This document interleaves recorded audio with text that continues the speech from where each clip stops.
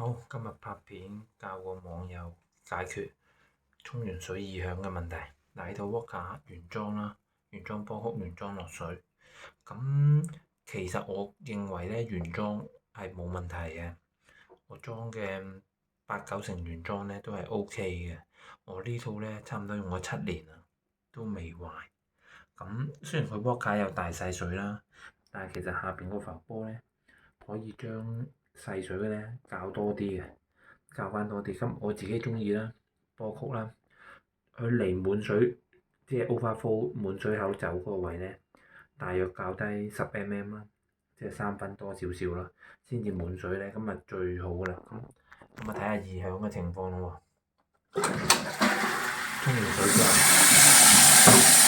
就係呢一白一聲，就係呢一白一聲咧，咁深嘅咧。會好困擾嘅，咁我而家停咗機先就話俾大家點樣改善。試咗次俾大家睇，沖完水嘅異響。而家咧日頭冇所謂，夜晚當你深夜去廁所嘅時候再沖咧，砰一聲咧就會好響。就係咚，就係沖完水個拍跌落去嗰下咚一聲。咁我哋點做咧？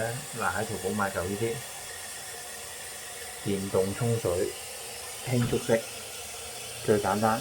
如果好似之前有個客人咁咧，佢話一個響一個唔響咧，其實你就可以將兩個水膽對調試下啦。一係就直頭換過個水膽啦，試下換過個新嘅水膽，即係用翻同一牌子啊，唔使拆嘅情況下。如果唔係咧，就係一係買呢嚿嘢，就最簡單㗎啦。大約200蚊港幣到啦。咁佢有咩好處咧？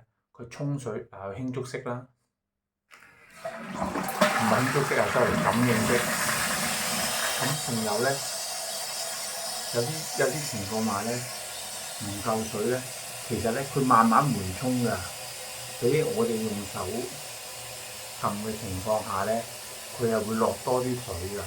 所以如果當你較高咗裏邊嗰個波曲都係唔夠水沖咧，咁你用呢一個嘢咧又會有改善喎。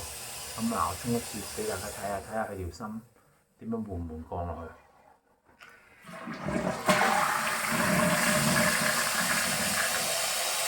嗱，差唔多佢同你撳住咗4秒㗎，所以呢個嘢係幾好用㗎。咁至於可以又叫做拗布，可以燙出嚟插電㗎，到時呢度有個口咧，插翻 USB 咧就可以插到電。